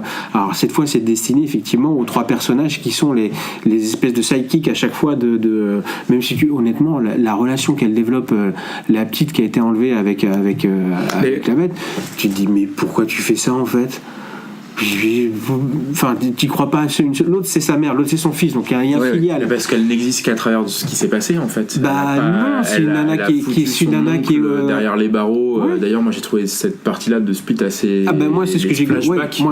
C'était une histoire parallèle, c'est un truc que j'avais beaucoup adoré. Mais là concrètement, qu'elle en vienne à faire une fixette sur parce que tu le vois, sur Kevin, mais au lycée, elle est transparente. Les gens ils la regardent, mais elle n'existe qu'au travers ce qui s'est passé. Ouais, mais sauf que en fait, elle a résolu finalement son principal problème qui était de sortir vivante du piège et en plus de mettre le vrai méchant entre guillemets de l'histoire qui la traumatise depuis des années derrière les barreaux. Donc en fait elle est autonome et tu le vois bien dans son au lycée ça a l'air d'aller. Enfin tu vois on développe de toute façon rien qui te fait croire qu'elle est malheureuse. Mais il y a rien tu ne comprends pas la nécessité qu'elle a de revenir au contact de la bête. Tu ne comprends pas. Si ce n'est cette volonté peut-être de sauver Kevin, effectivement, voilà, elle a un crush sur Kevin. Ouais, mais il n'y a pas autre chose. Et encore, tu te dis, mais putain, en fait, enfin, non. Je sais pas, je comprends pas. C'est peut-être quelque chose qui a été expliqué et franchement, je comprends pas. Coupée, honnêtement, je comprends pas. Donc bref. Toi, un cauchemar ou un truc comme ça. Tout devient pour moi extrêmement prévisible. Tout devient pas intéressant. Et en fait, j'attends que ça se passe en disant, voilà, on verra bien quand est-ce que le plan machiavélique va arriver. Du coup, quand est-ce que ça va enfin péter. Parce que pour l'instant, je me fais vraiment chier. La fameuse réunion des trois dans la même pièce. Non mais merci, putain, le fond de cellule sur décor de papier cul en fait, parce que le rose me fait penser à ça. Et je trouve ça d'une mocheté mais incroyable. Là, on parlait d'un chef-op, enfin putain, mais par rapport à ce qu'il a fait dans Split, là je ne comprends pas, si ce n'est effectivement le code couleur qui nous rapporte à chaque fois. Mais putain, c'est gros comme, enfin c'est grossier. Le discours développé par Sarah Paulson, les arguments, en fait, je suis comme toi, je suis complètement hermétique parce que je ne comprends pas de toute façon. Et puis c'est une réunion sans être une réunion. Elijah Price simule toujours, putain, la surprise. L'autre, la bête, forcément, elle est déjà de toute façon tangente. Oui, c'est ça. C'est-à-dire que déjà dans le film, tu vois qu'en fait, il est possible qu'il y ait plusieurs personnalités qui se parlent en même temps et qui se contredisent. Donc en fait, qu'elle le pousse comme ça. C'est à peu près ce que fait sa psy dans les... Voilà, donc rien de nouveau sous le soleil. Frank Dunn, de toute façon, tu sens bien que le mec, s'il pouvait lâcher l'affaire et qu'on pouvait lui foutre la paix, bon... Voilà, donc il n'est pas non plus très facile, non, il n'est pas non plus très compliqué. Ça se fait quand même en coup de 3 dialogues. La remise en cause de 20 ans de vigilante sur... Enfin, donc... Et puis voilà, donc en fait. Non mais tu vois, elle commence par lui parce que c'est celui qui doute le plus. Parce qu'il n'en veut pas. Parce qu'il n'en a jamais voulu. Parce qu'il n'en a jamais voulu. Parce que ce statut, il ne le veut pas, c'est clair. Si tu veux, ça fait 20 ans en fait qu'il en fait en fait. Donc tu vas pas faire croire qu'en 3 dialogues, en fait, à la limite, je pense que le truc le plus utile, ça aurait été de lui proposer un deal, genre tu nous signes un papier comme ça, tu fais plus jamais rien, et puis on s'engage à pas te poursuivre. Et puis le mec, enfin tu vois, mais tu sens aussi qu'il a jamais eu la preuve absolue que ce dont son fils l'avait menacé de lui tirer dessus, ça il vient de tenir tête à un mec qui marche sur les murs. Oui, enfin, mais en fait, il a réglé le sort. Mais la bête en elle-même, toi, je pense pas qu'il a les moyens de perception de savoir que c'est un mec qui peut démembrer, etc. Non, mais il fait des choses incroyables puisqu'il arrive par le plafond. Il touche. Enfin, alors on lui dit qu'éventuellement c'est du mentalisme. C'est toujours un mec qui doute de sa condition. Peut-être. Enfin, c'est pas un mec qui doute. C'est pas un mec qui doute. Je pense que c'est un mec qui n'a pas envie en fait d'assumer cette charge. Moi, c'est un type qui n'a pas envie d'assumer ça. Il ne doute pas sur ses capacités parce que la réalité est qu'il peut faire plein de choses. Ça, c'est physiquement, c'est constaté. Mais en fait, ça le fait chier. Ça le fait chier. Donc bref, c'est pas compliqué de lui pousser. Donc, mais non, en 30 secondes, tu sens très bien qu'il est prêt à signer un truc tout de suite. Donc bref, mais donc tout ça, de réunions explosives, il y en a pas. À partir de ce moment-là, tu sens très bien qu'on va basculer sur que c'est celui qui va prendre le relais, c'est Elijah Price, puisque de toute façon, il a rien branlé dans le film jusqu'ici, donc il va bien falloir qu'un jour ça change. Donc ça y va, voilà. Il y a cette fameuse scène de baston qui, effectivement, là où je suis pas d'accord avec vous, c'est que je suis d'accord sur le fait que ça aille dans la tradition et dans le propos de ce qu'ils nous racontent des super-héros, c'est-à-dire que d'extérieur, ça peut rapidement être des maîtres ridicules, que aussi ce qu'ils font, c'est mine de rien, ça en reste des hommes. Donc en fait, effectivement, c'est un mec qui braille d'un côté, l'autre qui est en pancho de l'autre côté, qui se regarde à 150 mètres de loin, et qu'à partir d'un moment où la seule chose où ça commence à faire basculer, c'est que quand l'autre commence à courir comme un animal, mais là où je suis pas d'accord, c'est-à-dire que c'est pas parce que ce sont des gens ordinaires, dotés de facultés un peu plus et qu'on les ancre dans une certaine réalité, que ça ne t'excuse pas de filmer des affrontements avec un minimum d'ampleur. Je trouve qu'il y avait des choses à faire, sans parler de choses incroyables dans la manière de filmer. Je trouve ça mal filmé. Ça sert le propos. Je trouve que par moment, en fait, je trouve que par moment, il y a quelques rares bonnes idées de choses dont tu es capable, notamment Bruce Willis, notamment les impacts de poing dans la carrosserie qui sont montrés, mais il y avait autre chose à faire, sans parler de faire des choses extraordinaires, en fait. Alors, sans parler de faire des choses extraordinaires, il y avait autre chose à faire pour faire ressentir la puissance de la bête tu vois, par exemple, il y avait des choses qui étaient faites dans le premier affrontement qu'ils font qui est plutôt malin, c'est-à-dire qu'à chaque fois qu'ils se balancent les uns contre les autres contre des pylônes, ça résonne dans tout le bâtiment. Et tu vois, il y avait des choses à faire là-dessus, alors que finalement, en plus, tu as des choses qui sont intéressantes, c'est-à-dire que tu as des voitures qui sont là, tu as des choses dont ils pouvaient saisir, tu as éventuellement des éléments de décor. Non, mais tu vois, la voiture, il la renverse. Après, il peut pas la prendre. Mais non, et les trucs qui démontrent qu'ils pouvaient pas faire autre chose, et que c'était sciemment. sciemment. Je trouve mal filmé ce raccord. Il est mal filmé. Le truc, il est sciemment. Il est mal filmé et en fait, c'est ça que je trouve que c'est pas et voilà. Et je trouve que c'est l'un n'allait pas sans l'autre. C'est pas parce que tu nous expliques en fait que ce sont des gens. Non, mais on est d'accord. Mais le côté. Alors attends, 2 secondes. Tu sais, quand après il fait voir à la fin les caméras de surveillance qui font voir au monde entier ce dont ils sont capables de faire, là le point de vue il est autre. Oui. C'est un point de vue qui de coup devient beaucoup plus cinématographique. Et il te dit voilà comment est-ce qu'on peut rendre un affrontement péchu. On voit là la bête sauter de haut et plus comme ça. Et là tu dis ok. Et le message il est clair. C'est vous voulez voir un truc péchu. Et ben voilà. Ça c'est du cinéma. Mais ça c'est méta. Moi je suis d'accord. Mais ça c'est l'aspect que j'aime bien. Mais du coup, il ne pouvait pas filmer cette scène autrement. Pour très clairement, non, c'est pas histoire d'être méta ou pas. C'est je trouve qu'à partir du moment où tu es d'accord dans ton histoire pour apporter la réponse au fait que ce sont bien des gens extraordinaires, tu dois, pour moi, d'apporter un minimum d'emphase dans cette conclusion-là, peu importe ce qu'elle doit être, et que c'est encore une fois, tu vois, la façon dont Dunn délivre les gamines dans le premier, en fait, tout ce qui se passe sur le fait de rentrer dans les cloisons, tu sais, le mec le pousse, etc.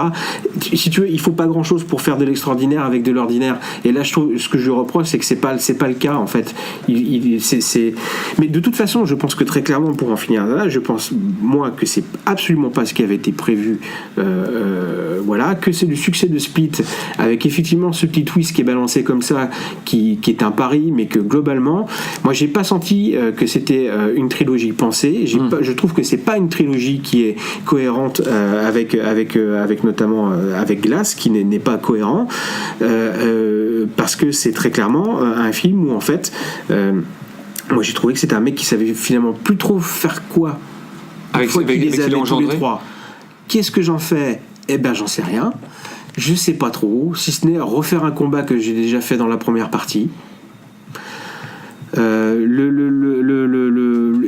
Enfin voilà, le personnage de Frank Dunn est massacré. Enfin, je trouve que vraiment Elijah, il est caricatural, il devient sa propre caricature en fait.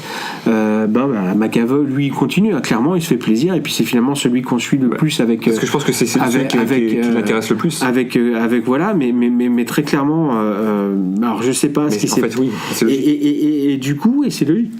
Mais du coup, et puis alors ce twist à la fin, mais mon Dieu, l'organisation secrète, des mecs qui ont un tatouage sur en fait, il n'y avait pas de spoil, et ben il y en a, non. Excusez-moi, non, mais je suis vraiment désolé, ouais. Excusez-moi, mais c'est ce que, voilà, je suis énervé. Et donc, si tu veux, ce twist-là, mais moi, il me laisse forcément de. Ouais, me laisse vraiment hyper froid, quoi, parce que ça n'a pas d'intérêt, tu comprends pas, et puis en fait j'ai pas envie de voir. Moi ce qu'il me propose, c'est-à-dire que éventuellement d'aller voir comment, enfin voilà, d'appeler forcément une suite. Ben non, j'irai pas. Non, pour moi il n'y a pas de suite. J'espère pas. Il n'y a pas de suite en fait. Elle te dit qu'elle va de ville en ville, et qu'elle sait grosso merdo. Continue. Non, mais ça peut te laisser sous-entendre que je pense pas.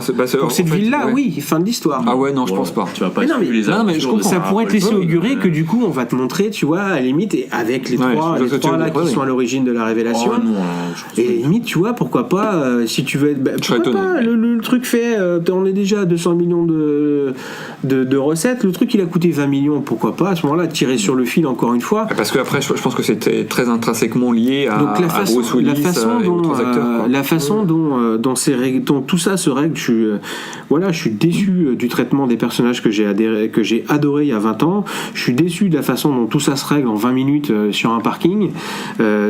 Et donc très clairement, je retrouve pas l'emphase, je retrouve pas le temps de compteur, je retrouve pas tout ça. Donc je suis vraiment extrêmement déçu. Et pour moi, ça n'a tout ça pour ça. Donc voilà, j'en suis vraiment là. Donc c'est ce côté un peu, je trouve, désagréable de Shyamalan, c'est-à-dire que quand le succès est là, le petit monsieur, il peut rapidement rater sa cible. Donc qu'il fasse attention, parce que là les chiffres sont pour lui, donc ça va aller.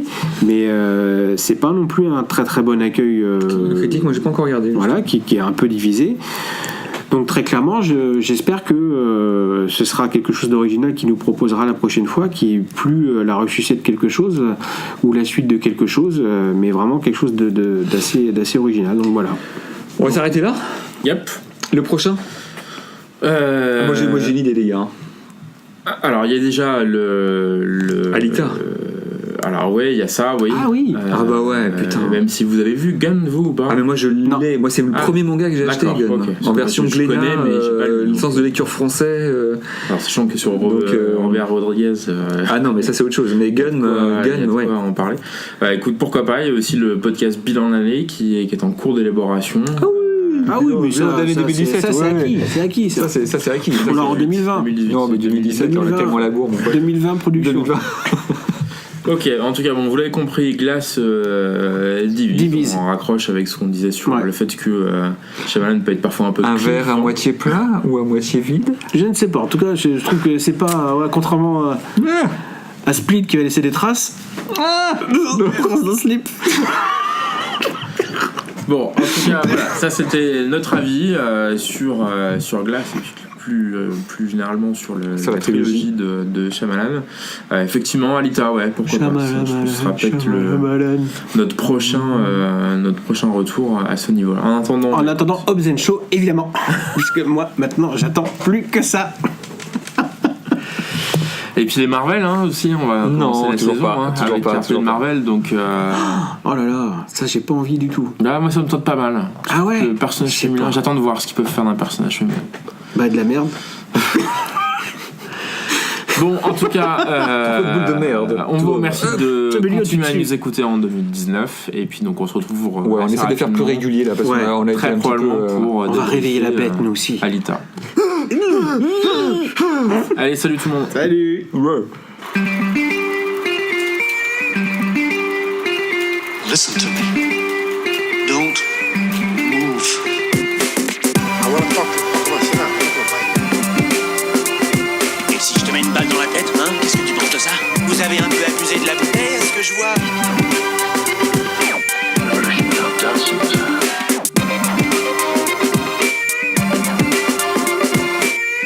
The security of this nation depends